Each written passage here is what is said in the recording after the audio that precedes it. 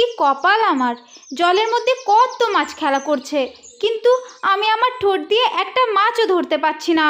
আজকে যদি আমি এই জলের থেকে দুটো মাছ ধরতে পারি তাহলে তো দুপুরবেলা আমি সকলকে নিমন্ত্রণ করে খাওয়াবো। কিন্তু এই মাছগুলোকে দেখে মনে হচ্ছে বড্ড চালাক, এরা সহজে ধরা দেবে না। আরে শিয়াল বোন নাকি, তুমি কি আমাকে সাহায্য করবে? আমরা দুজনা মিলে তাহলে মাছ ধরবো। আরে কালু কাক যে, তোর চালাকির কথা তো জঙ্গলের সকলের মুখেই শুনেছি। এখন বল তো কি পরিকল্পনা করেছিস আর কিভাবে মাছ ধরতে চাস, আমাকে একটু বল তো। আমি এই গাছে বসেই মাছেদের ওপরে নজর রাখবো, আর আমি যখনই মাছ দেখতে পারবো তখন কা কা করে তোমাকে মাছের ইশারা করব, আর তখনই তুমি জলের মধ্যে লাফিয়ে মাছটাকে ধরে নেবে। আরে কালু কাক, আমি এত পরিশ্রম করব আর তুই গাছে বসে বসে শুধু কাকা করবি? তো কাকা করার বদলে তুই কি পেতে চাস আমাকে বল তো।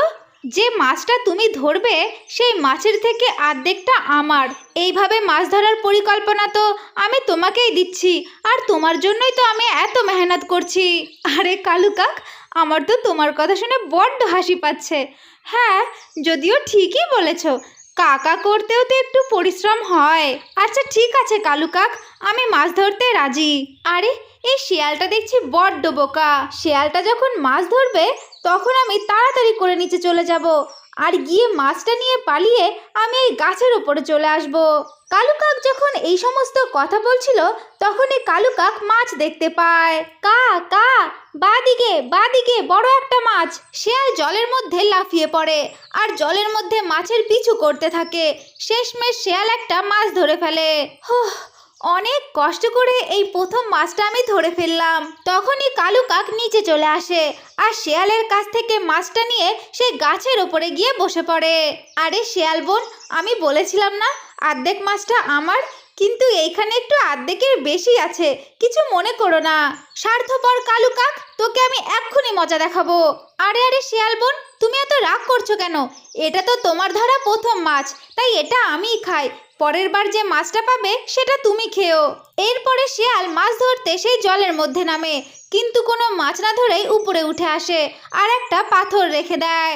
কালু কাক যখনই মাছ নেওয়ার জন্য নিচে আসে তখন সে পাথরের সাথে ধাক্কা খায়। উই মা, এটা কি হয়ে গেল? আমার যে দাঁত ভেঙে গেল। আরে কালু কাক ভাই, তুমি যেমন কর্ম করেছো ঠিক তেমনই ফল পেয়েছো, এখন নাও কা কা করতে থাকো। জঙ্গলের একটা কোণার মধ্যে ভাঙাচোরা গাছের মধ্যে টুনটুনি পাখির একটা ছোট্ট বাসা ছিল।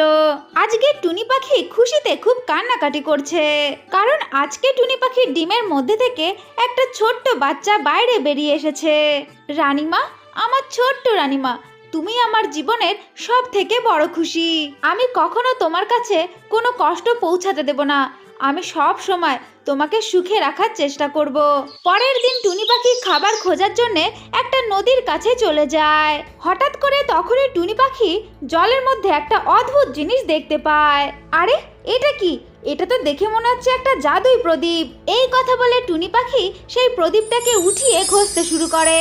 তখন প্রদীপের মধ্যে থেকে অনেক ধোঁয়া বেরোতে থাকে আর একটা মিষ্টি পরী বাইরে বেরিয়ে আসে।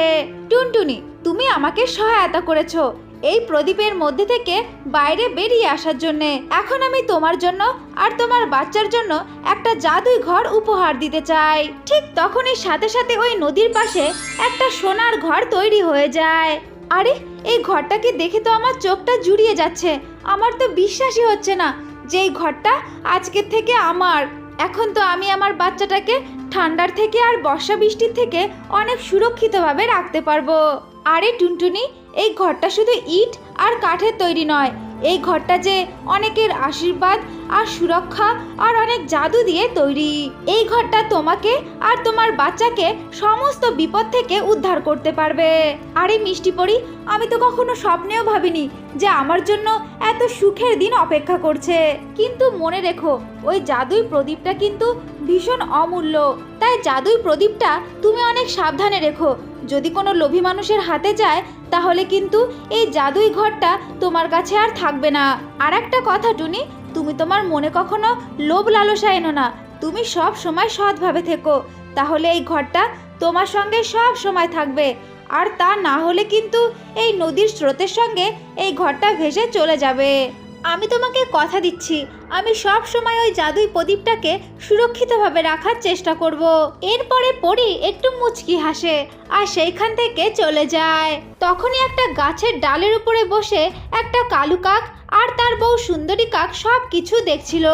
যদি ওই জাদুই প্রদীপটা আমার কাছে চলে আসে না, তাহলে এই জঙ্গলের মধ্যে সব থেকে বড় ঘর আমি বানাবো। সোনা, মতি আর হিরে দিয়ে আমি জানলা আর দরজা বানাবো, তুমি দেখে নিও। আর সবাই যখন আমার ঘরটাকে দূর থেকে দেখবে তখন জ্বলে পুড়ে ছাই হয়ে যাবে। আরে আরে কালু, তুই এইসব কি বলছিস? তোর আবার মেয়েদের মতো শখ কবে থেকে জাগলো রে? তোর আবার ঘর বানানোর শখ কবে থেকেই বা এলো? আমি তো কিছুই জানতে পারলাম না। কিন্তু কালু, ওই টুনি পাখির ঘরটা দেখে না আমারও একটু লোভ হয়েছে। কাল পর্যন্ত তো ওই টুনি পাখি একটা খড়কুটোর বাসার মধ্যে থাকতো, আর বৃষ্টি আসলে সে তার পাখা মেলিয়ে তার বাচ্চাকে সুরক্ষিত করত। আর এখন দেখো এই টুনি পাখির কপাল, এখন এই সোনার ঘরের মধ্যে রানী হয়ে বসে আছে। এই জন্যই তো আমি তোমাকে বলছিলাম যে ওই জাদুই প্রদীপটা যেই করেই হোক টুনির কাছ থেকে নিতে হবে। আরে কালু, এত সহজে ভেবো না, ওই ঘরটা তো অনেক জল জল করছে। আমার মনে হয় ওই প্রদীপটা কোনো জাদুই প্রদীপ, নেওয়া কি অত সহজ হবে? কিন্তু তাও আমরা দুজন চেষ্টা করতে পারি। যখন অনেক গভীর রাত হবে, টুনি আর টুনির বাচ্চা তাদের বাসার মধ্যে ঘুমিয়ে যাবে, তখন আমরা চুপি চুপি যাব আর গিয়ে ওই প্রদীপটাকে চুরি করে নেব। আরে বাহ সুন্দরী, তুমি তো পুরো প্ল্যান বানিয়ে নিয়েছো। আরে আমি হচ্ছে মেয়ে মানুষ, আমার মাথায় বুদ্ধি তো একটু বেশি থাকবেই, তাই না? তুমি শুধু আমার পিছু পিছু চলো আর সব কিছু আমি দেখে নেব। এরপরে রাত হয়ে যায় আর কালু আর সুন্দরী কাক ধীরে ধীরে টুনির বাসার সামনে চলে যায়। তখন টুনি আর তার বাচ্চা তাদের বাসার মধ্যে ঘুমাচ্ছিল। আরে কালু, ওরা দেখো ঘুমাচ্ছে, এখন ধীরে ধীরে যেও কেমন, না হলে যে ওরা উঠে পড়বে। আরে হ্যাঁ হ্যাঁ সুন্দরী, তুমি অত চিন্তা করো না। ব্যাস এই তো আমি প্রদীপটা পেয়ে গেছি, এখন শুধু নিয়ে পালাবো। যখনই ওই কালু কাক ওই প্রদীপের গায়ে হাত লাগায়, ঠিক তখনই ওই প্রদীপটা জল জল করতে থাকে আর প্রদীপের মধ্যে থেকে ধোঁয়া বেরিয়ে সেই পরীটা বাইরে বেরিয়ে আসে। দাঁড়াও, এটা কি করছো? এই প্রদীপটা যারা চুরি করে তাদের জন্য নয়, এই প্রদীপটা শুধু তাদের জন্য যারা অনেক সৎ মানুষ, তাদের জন্য। আর এটা শুধু ভালো কাজের জন্যই ব্যবহৃত হয়। আরে না না পরিবোন, আমরা এই প্রদীপটাকে চুরি করতে আসিনি। আসলে কালু বলছিল আমাদের ঘর সাজানোর জন্য একটা প্রদীপের দরকার, তাই আমরা একটু দেখতে এসেছিলাম আর কি। আর চুরি করার কথা এটা তো আমরা স্বপ্নেও ভাবতে পারি না। আরে সুন্দরী, তুই চুপ কর, এখন চল আমরা দুজন এখান থেকে পালিয়ে যাই। একদম মিথ্যা কথা বলবে না, আমি তোমাদের মনের কথা শুনতে পাই। এখন তোমরা দুজন তোমাদের পাপের ফল অবশ্যই পাবে। এরপরে অনেক বেশি আলো কালু আর সুন্দরীকে সেইখান থেকে উড়িয়ে নিয়ে যায় আর গিয়ে একটা কাদার মধ্যে ফেলে দেয়। পরের দিন কালু প্রতিশোধ নেয়ার জন্য আবার সেইখানে চলে আসে।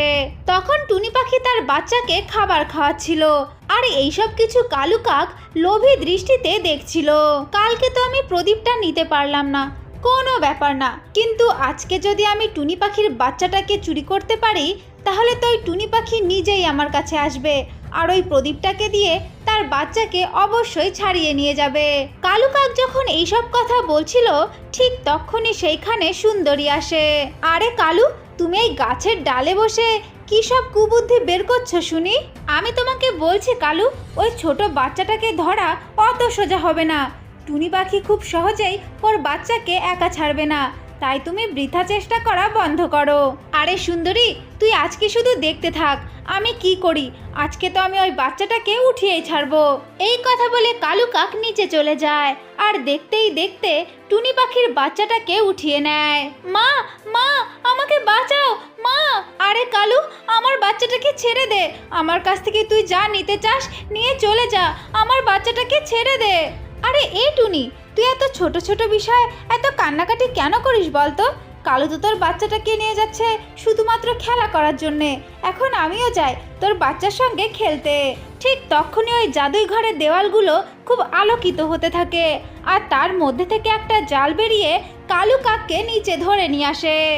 আরে বাপরে, আমি তো ভেবেছিলাম এই ঘরটা শুধু সোনার ঘর, কিন্তু এখন তো দেখছি এই ঘরটা জাদুই ঘরও। আমার মনে হয় এই ঘরের চোখ আছে, না হলে আমাদেরকে এইভাবে ধরলো কি করে? তখনই টুনটুনির ছোট বাচ্চাটা টুনি পাখির কাছে চলে আসে। আরে বাচ্চা, তুমি চলে এসেছো? দেখলে তো এই ঘরটা কত ভালো। এই ঘরটা আমাদেরকে সব বিপদ থেকে রক্ষা করছে। পরি তো ঠিক কথাই বলেছিল, এই ঘরটা আমাদের শুধু রাখার জায়গা নয়, এই ঘরটা যে আমাদের সুরক্ষাও দেবে। এই ঘরটা যতদিন আমাদের কাছে আছে ততদিন আমাদের কেউ কোনো ক্ষতি করতে পারবে না। আরে সুন্দরী, চলো আমরা এখান থেকে পালিয়ে যাই, না হলে যে এই জাদুই ঘর আমাদের দুজনকে মেরে ফেলতে পারে। ওই কালু কাকা সুন্দরী লজ্জিত হয়ে সেইখান থেকে পালিয়ে যায়। আমার মনে হয় খুশি কখনো চুরি করে পাওয়া সম্ভব নয়, খুশি পাওয়ার জন্য তো অনেক পরিশ্রম করতে হয়। এইদিকে টুনি পাখি আর তার বাচ্চা সেই সোনার ঘরের মধ্যে সুখে শান্তিতে বসবাস করতে থাকে। আর ওই জাদুই প্রদীপটা শুধুমাত্র ভালো কাজের জন্যই ব্যবহার হতে থাকে। একটি খুব সুন্দর জঙ্গলে টুনি ও তার দুই মেয়ে একসঙ্গে বসবাস করত। তার একটি বাচ্চার নাম ছিল রানী, আর অন্য একটি বাচ্চার নাম ছিল গুড্ডি। একদিন গুড্ডি তার মাকে বলে, মা মা, আমরা কেন অন্য জঙ্গলে যাই না? আমরা কেন শুধু এই জঙ্গলের মধ্যেই পড়ে থাকি? আর অন্য কোনো পাখির বাচ্চার সঙ্গে আমাদেরকে খেলতেও দাও না? কেন মা, কেন তুমি আমাদের সঙ্গে সবসময় এমন কেন করো মা? মা, কত বছর হয়ে গেল আমরা এই জঙ্গলের মধ্যে শুধু একাই বসবাস করি। এমন করে তো থাকতে আমাদের একদম ভালো লাগে না মা। আমাদের দুই বোনের তো খুব ইচ্ছে করে আমরা অন্য বাচ্চাদের সঙ্গেও খেলা করি, কিন্তু তুমি আমাদেরকে কেন যেতে দাও না মা? তুমি কেন এমন করো? আরে বাচ্চারা, তোমরা তো জানো আমাদের একটা ফলের বাগান আছে। আমি সেই ফলের বাগানে কোনো পাখিকে যেতে দিতে চাই না। আর ওই ফল বাগানের কারণেই আমি আমার জঙ্গলের আশেপাশে কাউকেই আসতে দিই না। শোনো, তোমাদের দুজনকে আমি একটা স্পষ্ট কথা বলে রাখছি, এই জঙ্গলের বাইরে তোমরা দুজনের একজনাও যাবে না, আর আমিও কোথাও যাব না। যাই হোক, এইসব কথা এখন বাদই দিই। আমি এখন তোমাদের জন্য যাচ্ছি খাবার আনতে আমাদের ফল বাগানে। তোমরা দুজনা কিন্তু বাসার মধ্যেই থেকো। আমার যদি আসতে লেট হয় তাহলে কিন্তু একদম ভয় পাবে না, কেমন? এই কথা বলে টুনি পাখি চলে যায় ফলের বাগানে। আরে বাহ, আজ তো দেখি আমার ফলের বাগানে অনেক ফল ধরেছে। আমি এখান থেকে ফল নিয়ে আমার বাচ্চাদেরকে খেতে দেব। আমার বাচ্চারা যদি এই ফল রোজ খায় তাহলে তো ওরা অনেক সুস্থ থাকবে। আর তাছাড়াও আমার বাচ্চা দুটো তো বাসা থেকে বাইরেই যায় না, যে বাইরের অন্য কোনো খাবার খেয়ে শরীরটা অসুস্থ হবে এমনটা তো কখনোই হবে না। আমি আমার গাছ থেকে রোজ দিন ফল তুলে নিয়ে যাব আর আমার বাচ্চাদেরকে খাওয়াবো। তাহলে তো ওরা সুস্থ থাকার পাশাপাশি অনেক স্বাস্থ্যবানও থাকবে। না না, এত কথা বলাটা ঠিক হবে না। আমি বরং আমার বাচ্চাদের জন্য ফল নিয়ে বাড়িতে চলে যাই। এই কথা বলে টুনি পাখি সেইখান থেকে দুটো ফল নিয়ে তার বাড়িতে চলে যায়। এই নাও বাচ্চারা, আমি তোমাদের জন্য ফল নিয়ে এসেছি। এই ফল দুটো এখন তোমরা দুজন খেয়ে নাও। এরপরে টুনির বাচ্চা দুটো সেই ফলগুলোকে খেয়ে নেয়। মা মা, আমরা দুজন তোমার কথা মতো ফল দুটোকে খেয়ে নিয়েছি। এখন আমরা বাইরে যেতে চাই, আমরা বাইরে গিয়ে খেলা করতে চাই। মা মা, আমরা দুজন ওই সুন্দরী আন্টির বাড়ি যেতে চাই মা। ওনার একটা বাচ্চা আছে, আমরা ওর সঙ্গে খেলা করতে চাই, আমাদের যেতে দাও না মা। মা, তুমি একদম চিন্তা করো না, আমি একা যাব না, আমার সঙ্গে আমার বোনও যাবে। আর আমরা গিয়ে অনেক খেলাধুলা করব, তারপরে একটু টাইমের মধ্যেই আমরা ফিরে আসব। কি বললি তুই গুড্ডি? তুই সব সময় বারবার এই একই কথা কেন বলিস বলতো? আমি তো তোদের অনেকবার বলেছি যে বাড়ির বাইরে যাওয়া যাবে না। তোরা শুনে রাখ আমার কথা, এই জঙ্গলের পাখিরা কিন্তু মোটেও ভালো নয়। ওরা জঙ্গলে যায় আর খুঁটে খুঁটে নোংরা থেকে দানা খুঁটে খায়। ওদের তো দেখলেই ঘেন্না করে। তোরা কিভাবে ওদের সঙ্গে খেলতে চাস বলতো? আর তোরা তো আমাদের কাছে সুস্বাদু ফল খাস, যা ওদের কাছে নেই। তাই ওদের স্ট্যাটাস আর আমাদের স্ট্যাটাস তো অনেক আলাদা। তুই আমার কথা মন দিয়ে শুনছিস তো গুড্ডি? এরপরের থেকে কিন্তু এইসব কথা আমাকে আর কখনো বলবি না। এই রানী রানী, শোন, একটা কথা তোকে আমি বলে রাখি, তুই তো দিদির দিকে একটু খেয়াল রাখিস, ও যেন বাইরে কোথাও না যায়। আর যদি কোথাও যেতে যায় তাহলে কিন্তু তুই আমাকে বলে দিবি, কেমন? ঠিক আছে মা, তুমি একদম চিন্তা করো না, আমি দিদির খেয়াল খুব ভালোভাবেই রাখবো। ঠিক আছে তাহলে, আমি কিন্তু গুড্ডির দায়িত্ব তোর কাছে দিয়ে গেলাম। এখন আমি যাচ্ছি বাড়ির বাইরে, আমার অনেক কাজ আছে, তাই তুই ওকে দেখে দেখে রাখবি, কেমন? এই কথা বলে টুনি পাখি সেইখান থেকে চলে যায়। এইদিকে গুড্ডি তার বোন রানীকে বলে, আরে রানী বোন, মা তো চলে গেছে, চল আমরা এই সুযোগে সুন্দরীর মাসির বাড়িতে চলে যাই। চল না রে বোন, ওনার বাসায় তো আমাদের মতনই একটা বাচ্চা আছে, আমরা ওর সঙ্গে অনেক খেলাধুলা করব। চল না বোন, বাড়ি থেকে থেকে আমার একদম ভালো লাগে না, খুব বোরিং লাগে। হ্যাঁ রে দিদি, তুই তো একদম ঠিক কথাই বলেছিস, আমরা দুজন বাড়িতে বসে বসে বড্ড বোর হই, মা তো আমাদের কোথাও যেতেই দেয় না। চল আমরা এখান থেকে চলে যাই সুন্দরী আন্টির বাড়ি, আর মা চলে আসলে তো আমাদের দুজনকে যেতেই দেবে না, তাই চল তাড়াতাড়ি আমরা চলে যাই। এই কথা বলে ওরা দুজন চলে যায় সুন্দরীর বাসার কাছে। তখন সুন্দরী ওদের দুজনকে দেখে বলে, আরে তোমরা দুজন এখানে কি করছো? আর তোমরা দুজন যে আমার বাসার কাছে এসেছো, তোমার মাকে বলে এসেছো তো? না গো সুন্দরী মাসি, আমরা বলে আসিনি, মাকে বলে আসলে তো আমাদের দুজনকে এখানে আসতেই দিত না, তাই আমরা দুজন না বলেই চলে এসেছি। কি বললে তুমি? তোমার মাকে না বলেই চলে এসেছো? কিন্তু তোমার মা যদি এসে তোমাদেরকে এইখানে দেখে, তাহলে তো আমার সঙ্গেই ঝগড়া করবে। তোমরা দুজন এখান থেকে এক্ষুনি চলে যাও, তোমার মা তো সব পাখিদের থেকে আলাদা, আমরা যারা এই জঙ্গলে বসবাস করি তাদের সঙ্গে ও কখনো মিশতে চায় না, ও যে আমাদের দেখলে অনেক ঘেন্না পায়। যদিও আমি এই কথাটাও জানি যে তোমরা দুজন ওই বাসার মধ্যে থাকতে থাকতে বড্ড বোর হয়ে যাও, তাই না? হ্যাঁ আন্টি, তুমি একদম ঠিক কথাই বলেছো, ওই জন্যই তো আমরা দুজন মাকে না বলে তোমার বাসার কাছে চলে এসেছি, তোমার বাচ্চাটার সঙ্গে খেলবো বলে। আচ্ছা ঠিক আছে, তোমরা দুজন যখন এখানে চলেই এসেছো, তাহলে যাও তোমরা খেলাধুলা করো, সে তোমার মা যদি আসে তাহলে তোমার মাকে আমি দেখে নেব। এখন তোমরা তিনজন যাও তো, গিয়ে অনেক খেলা করো। অন্যদিকে টুনি পাখি তার বাসায় ফিরে আসে, আর বাসায় এসে দেখে তার দুই বাচ্চার একটা বাচ্চাও নেই। এই দেখে টুনি একা একাই বলতে থাকে, আরে এরা দুজন কোথায় চলে গেল? এরা তো বাসার মধ্যে নেই, তাহলে নিশ্চয়ই আমার মনে হয় ওই সুন্দরীর বাসায় চলে গিয়েছে। ওরা তো তখন বলছিল যে আমরা সুন্দরীর বাসায় যাব, ওর বাচ্চাটার সঙ্গে খেলা করব। আমি তো ওদের দুজনকে তোতা পড়ানোর মতো পড়িয়ে গেলাম যে বাসা থেকে বাইরে বেরোনো যাবে না, ওরা তা সত্ত্বেও বাসা থেকে বাইরে চলে গেল।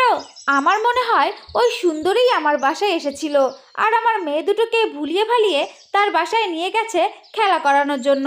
আমি জানি আমার বাচ্চা দুটোর সঙ্গে খুব ভালো ব্যবহার করে ও নিশ্চয়ই আমার ফল বাগানে যেতে চায় আর আমার গাছের ফল খেতে চায়, কিন্তু আমি সুন্দরীর মনের এমন ইচ্ছা কখনোই পূরণ হতে দেব না। না, এত কথা বলে কোনো লাভ হবে না, না হলে যে যেতে যেতে অনেক লেট হয়ে যাবে, আর ততক্ষণে আমার বাচ্চা দুটোকে পটিয়ে পাঠিয়ে ওই ফল বাগানে নিশ্চয়ই চলে যাবে। না, আমি এক্ষুনি বেরিয়ে পড়ি, যাই দেখি তো ওরা কি করছে। এই কথা বলে টুনি পাখি ওই সুন্দরীর বাসায় চলে যায়। আরে সুন্দরী, তোকে এত বড় সাহস কে দিল? হ্যাঁ, আমার বাচ্চা দুটো তোর বাসার মধ্যে কি করছে? আমি তোর মতলবটা বুঝতে পেরেছি, তুই আমার ফল বাগানটা দখল করতে চাস, তাই না? কিন্তু আমি তোর এই মনের আশা কখনোই পূরণ হতে দেব না।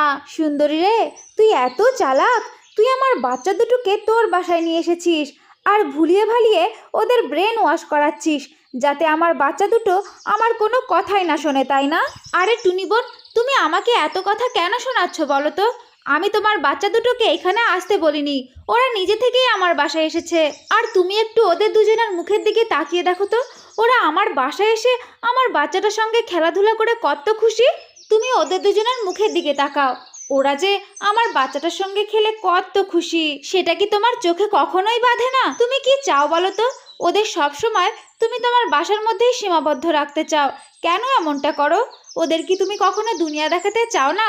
যখন তোমার বয়স হবে, যখন তুমি জঙ্গল থেকে বাইরে বের হতে পারবে না, তখন ওরা দুজন কিভাবে জঙ্গলের বাইরে যাবে আর তোমাকে খাবার এনে কিভাবে খাওয়াবে?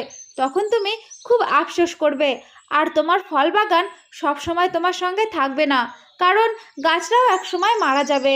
তুমি যদি তোমার বাচ্চা দুটোকে নিয়ে যেতে চাও তাহলে নিয়ে যাও, কিন্তু তুমি এটা বলো না যে তোমার বাচ্চা দুটোকে আমি এখানে নিয়ে এসেছি।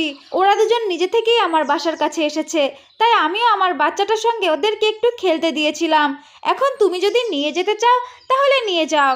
হ্যাঁ মা, সুন্দরী মাসি একদম ঠিক কথাই বলেছে, আমরা নিজে থেকেই এসেছি এখানে, উনি আমাদের কাছে যায়নি। মা মা মা আমরা দুজন খুশি থাকি, সেটাকে তুমি চাও না মা? আরে সুন্দরী, তুমি আমাকে ক্ষমা করে দাও, আমি যে আমার ভুলটা বুঝতে পেরেছি। আমি আমার বাচ্চা দুটোকে অতিরিক্ত ভালোবাসার কারণে ওকে যে প্রতিবন্ধী বানিয়ে ফেলছি। আমি আমার ভুলটা যে বুঝতে পেরেছি সুন্দরী। এখন থেকে আমি আর তুমি আমাদের জঙ্গলে একসঙ্গে বসবাস করব। তুমি আমার বাসায় আসবে, আমি তোমার বাসায় আসব। আমার বাচ্চারাও যে তোমার বাচ্চার সঙ্গে খেলা করবে, আমি আর কখনোই বারণ করব না। এখন থেকে আমার যে ফল বাগানটা, ওই ফল বাগানটা তোমারও। তুমিও যাবে ফল খেতে, আর আমিও যাব ফল খেতে। আর আমরা এই জঙ্গলের মধ্যে সুখে শান্তিতে বসবাস করব, কেমন? এরপরে সুন্দরী আর টুনি পাখি অনেক ভালো বন্ধু হয়ে যায়, আর ওই জঙ্গলের মধ্যে সুখে শান্তিতে বসবাস করতে থাকে। আমার ছোট্ট বন্ধুরা, তো এটাই ছিল আজকের গল্প। যদি তোমাদের ভালো লেগে থাকে তাহলে অবশ্যই লাইক করবে আর চ্যানেলটাকে সাবস্ক্রাইব করে দেবে।